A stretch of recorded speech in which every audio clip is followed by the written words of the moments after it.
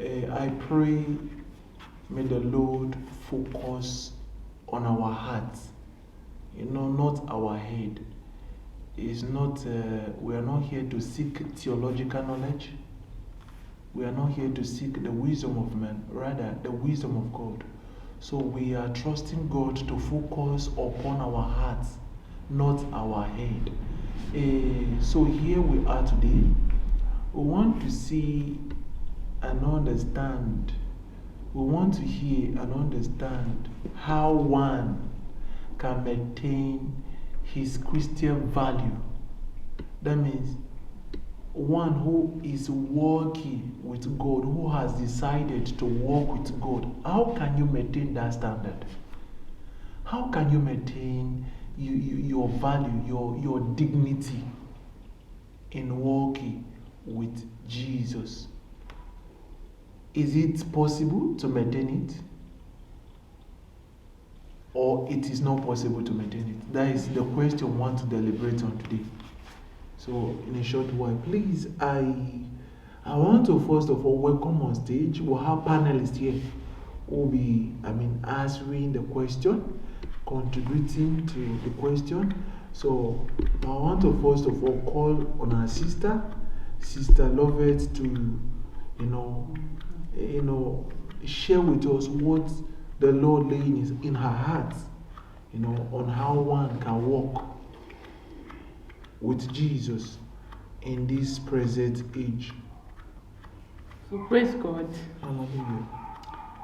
First of all, I said, when our brother asked this question, I'll say it is possible to walk with God even in this present age, in these present days of sin where everything is like going fast, and we have to know that we are in the present days, that is the end time, where Jesus told us that at the end of time there will be a lot of things that will be happening.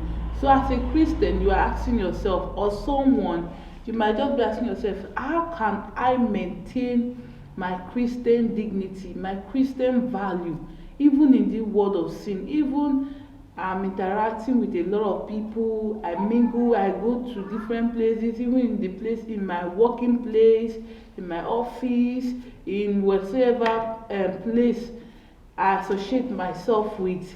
How can I maintain this life? You understand, this life you have chosen. Sometimes you look at it that it's very difficult. Being that I'm living with human being, I can, fall aside. But Jesus has given us a remedy. There is nothing about God that does not have solution. That is why Jesus himself was on this earth.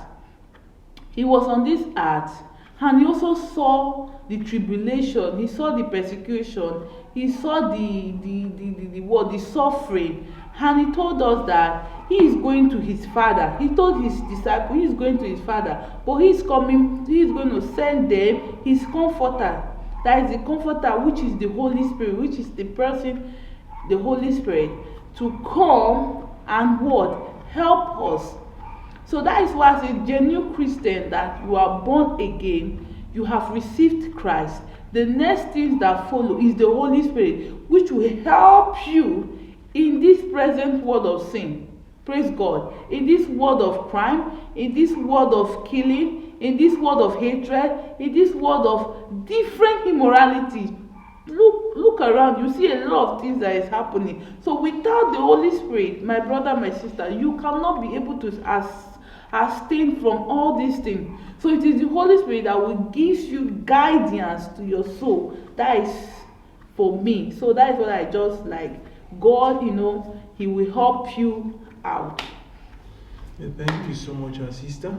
Thank you so much. You're welcome. I want to hear from our Sister Joy, to hear her opinion, her contribution to this very question on how one can maintain his or her Christian standard, dignity, value with God in this our present contemporary world we are living. Okay, back to you, Sister Joy.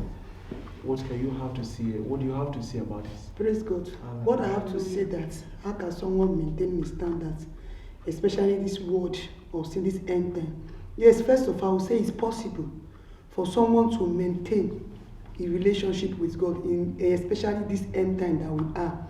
One thing to do, you see, when someone become again, we should remember that a new thing happened to us. The life that we live, we are not the one. The greater one is inside us, which is Jesus. Yeah. And come to think of it, if we are living a life of Christ, definitely we can be able to withstand everything that comes our way. Because first of all, we see that God the Father, God the Son, God the Holy Spirit, they work together. And in them, there is no sin. If in Christ there is no sin, we that we accept Christ, it's possible for we to live above sin. It's possible for we to stand to when Jesus Christ comes. First of all, how can someone stand, especially in this end time? First of all, what are we going to do? We have to forsake the things of the world, because those are the things that Satan used to attack people. If your mind is still in the things of the world, remember, you are easy to fall. But when you remove your mind for the things of the world, for the earthly things, and the Bible makes us understand, it said that where our heart should be, our treasure is there. If your heart focus on heavenly things, you don't even have anything to do with earthly things. Yeah. You may stand. If you forsake the things of the world, you can be able to stand till the day that Jesus called you, till the day that God called you to come and rest. You can maintain your value. Definitely what is going on in the society, definitely what is going on, the corruption and everything, you can maintain your Christian standard, and by focusing and be obedient to the Spirit of God. If you pay attention, you obey the word of God. Anything that is instructing you, obey it. You see that it's very, very easy. It's very, very easy for you to stand firm in Christ, despite what is going on in this society around us, despite the corruption. Obedience matter in our life as a born again, as a believer. Obedience matter, because without obedience, it's very, very hard for you to obey, even when the Spirit of God is there. Without no obedience, you can't stand. So what I'm here to say that it's possible for we to stand firm, especially this end time, by obeying God, studying His word, engaging yourself with the word of God, and by prayer, and wait upon the Lord, and to lead you in everything. So I pray, may God help us in Jesus' name. Amen. Thank you so much, dear sisters. Before I have or lay any contribution, make any contribution or comments in addition to what our sisters have said so far, I want to first of all say that please, your comment matters a lot. Your comment matters. How this is coming to you, and the way the Lord is nodding this question in your heart, is bombarding you with this question, and the contribution coming left and right. I urge you to please leave your comments below on the comment section, and please just voice out your mind, express your heart concerning this. And I'm trusting God that to focus upon your heart and take it from your head. Yes. I want to say, how can we live or maintain our Christian standard with God, in addition to what our sisters have just said so far?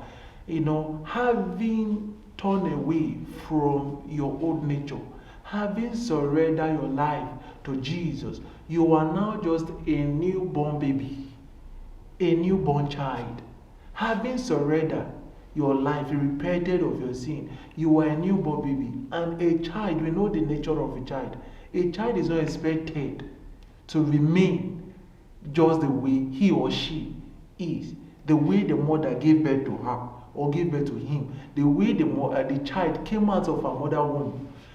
The parent did not, it does not expect the child to remain, just to remain a fluid. No. It needs to be cast and matured into the realm that the parent they will look upon the child and see, this is a very wonderful child for us that the Lord has blessed us with. Having surrendered your life, there is a thing, that is expected from you and I. There is a desire that God has in mind for us is growth. Is growth. And when you have had this knowledge of growth, the next thing is what? Is to focus your attention. You focus, determination. Then you have your focus on what's your goal, to achieving your goal. At first, for you not to miss the track, for you not to be, not to be a victim of what the devil's strategies, you have to constantly go to him. Yeah. You have to constantly look at him, just like as our sister have said, go through his word, seeking the knowledge from his word, know what he said to you, know what he said concerning you. Just like like as I was reading, going through the book of Ezekiel this evening while I returned from work, I saw Ezekiel 11, where he started from that should be 15. The Lord says something there concerning how we, even the people, his people that are scattered abroad, they still have him as their God, but he will bring them together in peace, take away their heart. Those are the people that stand in their decision, despite despite where their location, despite challenges that's going on. Yeah. So therefore, my little opinion is, first, you have to keep your company with Jesus, whom you have accepted. You have to keep that growth, to mature, to handle things that even a child has grown beyond. A child grows beyond milk. Yeah. He grew to the extent of eating rice, eating solid food. That is what God is expected of us. You have to grow beyond a child and matured into an adult. Yeah. Then you'll be able to design and overcome the world. So, brothers and sisters, please, we are expecting your contribution matters a lot. Your comment matters. Please ask your question where you don't understand. Make your comment.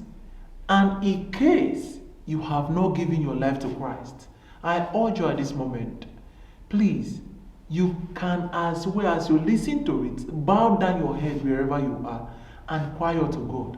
Accept Jesus as your Lord and personal Savior. He will come true to you right where you are listening to the message. And I'm trusting God to focus on your heart, not your head. I'm trusting God to do away with your knowledge and impart in you his wisdom. Please leave your comment, leave your question, and also if you need to give your life to Christ, you need more, you can as well contact. You can send message from that comment section. We will reach out to you. I pray may God bless you. Thank you. Amen. Ciao. So you are still asked, is it possible to live in this world of sin a holy life? Your comment also matters. Yeah. See you soon. Bye bye.